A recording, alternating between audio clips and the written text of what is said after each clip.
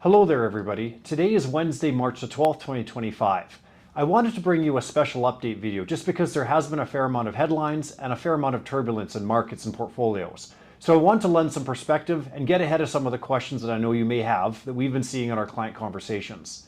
So the way this video was going to work is that the initial video following this one will be a quick, to the point, 3-minute version of our viewpoints. And the second video we'll go into much more detail on markets, both quantitatively and technically, to give you a bit more background on what conclusions we're coming to and how we're getting there. So, of course, if you have any questions, please reach out to any of the teammates, and we're happy to set up a call or get into further detail with you if you wish. And again, thank you very much and for your trust and confidence as we continue on this journey together.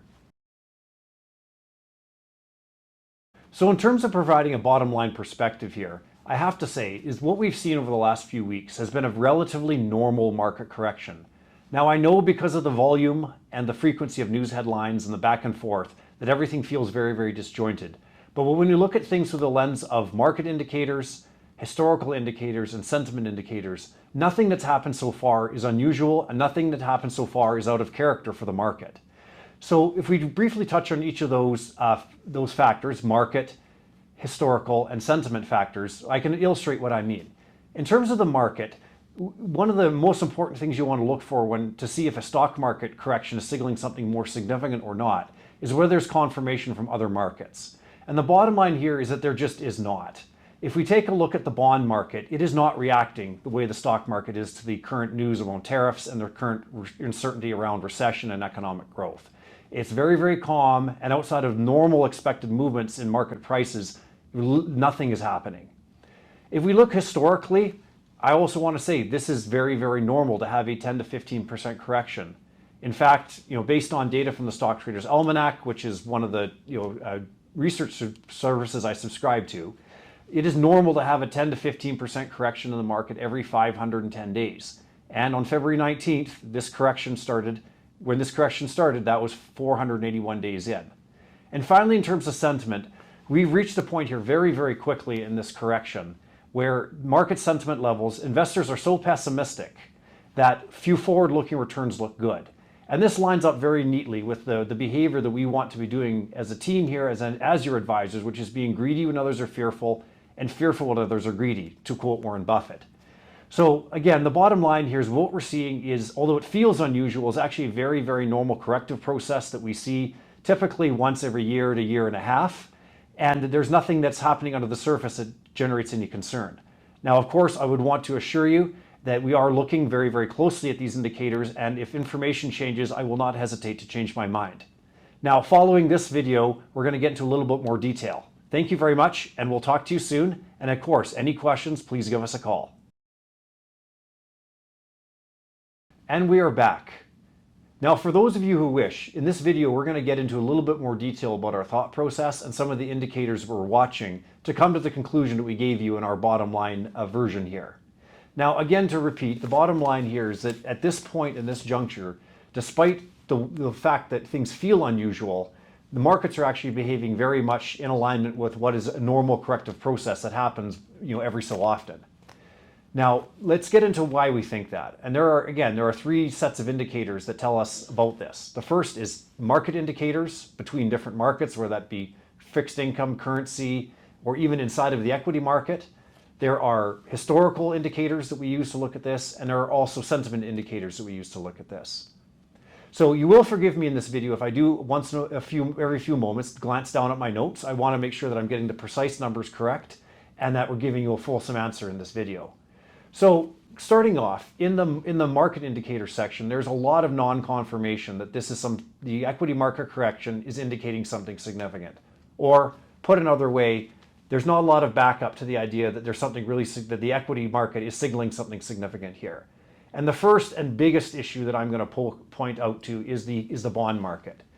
If you're going into a recession, which is the fear ultimately that these tariffs are going to slow the economy down and generate a recession, then you definitely would see stress in the high yield bond markets.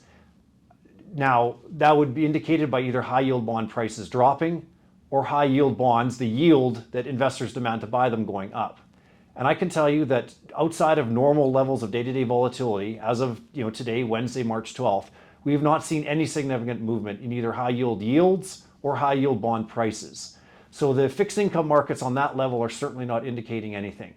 In addition, investment grade credit spreads, which are the spread that or the extra interest that investors demand to own investment grade corporate bonds versus government bonds, those have not moved to any significant degree either.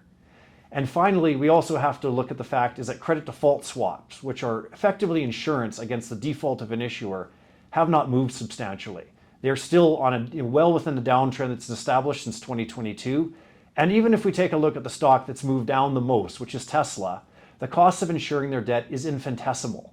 So right now, based on current market information, if I owned $1 million in Tesla corporate bonds and wanted to insure them against default, and you were the credit default swap offerer, I would have to pay you $6,000 per million. That is 60 basis points, that is $6,000 per million, in order to get insurance against the entire $1 million of bond defaulting. So that is effectively, again, I do not know for sure, but I would classify that level of risk as extremely small, and really that premium in the credit default swap market as an administrative fee versus an actual pricing of any risk. So we have to look at that as that fixed income has been very, very calm. Also inside of fixed income markets, we have seen, usually when you see a recession risk, you do see a flight into the US dollar. And in this situation, the US dollar has actually dropped as the market has come down. So this is a non-confirmation. If we thought that investors thought there was going to be a recession, they want to own the safest, most liquid asset on earth, and that is the US dollar and US treasuries. And we are not seeing the US dollar rise in this moment of stress, we are seeing it fall. So that is also a big, big non-confirmation. The other thing that we want to look at is the fact that there is a measure of market volatility or fear called the volatility index, or the VIX index. Now the VIX index isn't a single thing. It provides a gauge of fear and a gauge of volatility both now as well as out to time frames as far as 18 months from today. And what we can see is that currently the level of market fear, the current level of the market volatility, is above the level of market volatility priced 3 months from now or 4 months from now. And really what that means is that investors are saying there is risk at this moment, but that risk should dissipate. That is what the volatility index is saying. And so typically when the volatility index is inverted like that, that means that historically we've actually been close to a market bottom, although I am not making that prediction. That's the historical pattern. And it's usually what happens is that investors then reassess their level of what they believe the current risk is, and the level of the VIX index will drop. So that market fear gauge will come down so that it is in a normal pattern, which is that the uncertainty of the current moment is lower than the uncertainty 4, 5, 12, 18 months from now. So that's important to look at.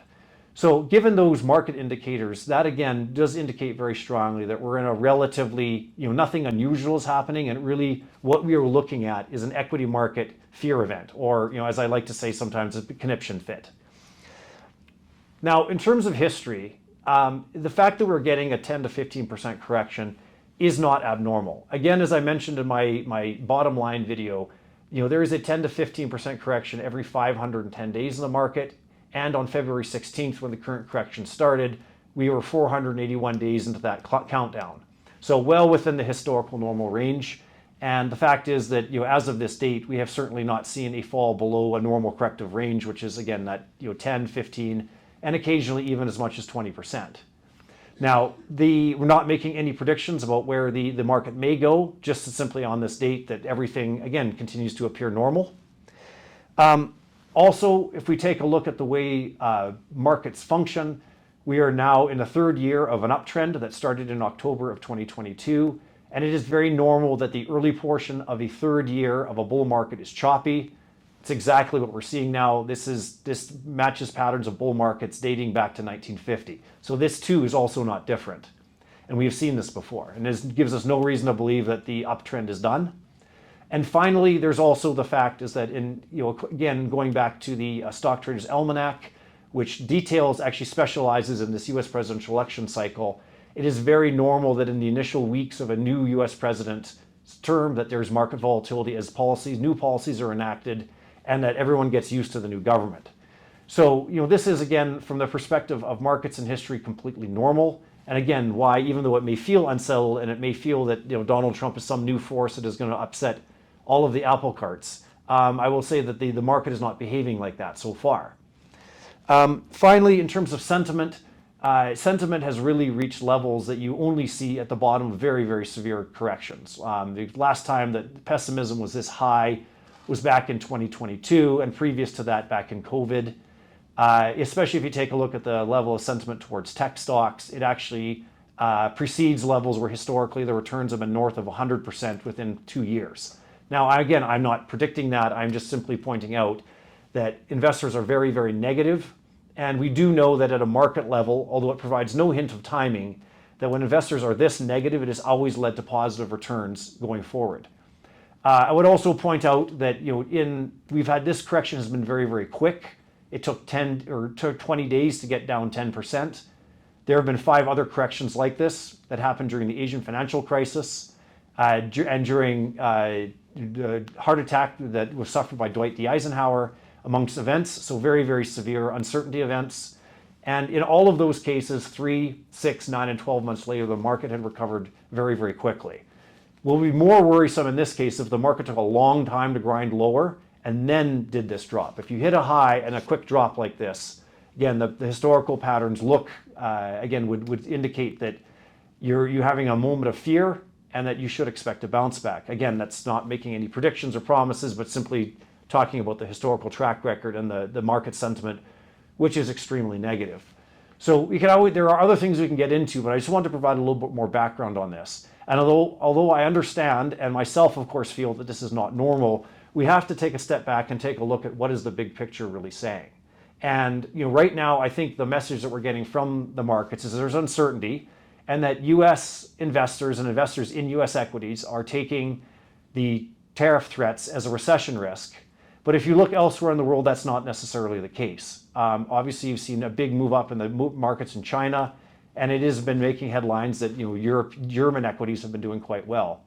If we're expecting a recession because of tariffs, those markets should not be going up because they are very, very sensitive to U.S. economic growth.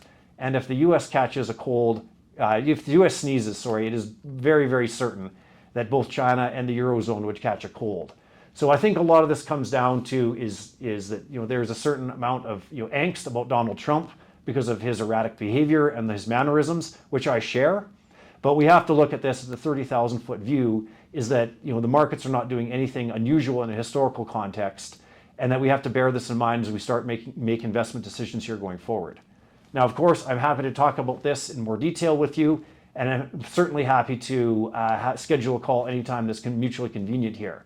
And again, thank you very much, and we'll look forward to speaking with each of you individually during our normal update calls very soon. Thank you.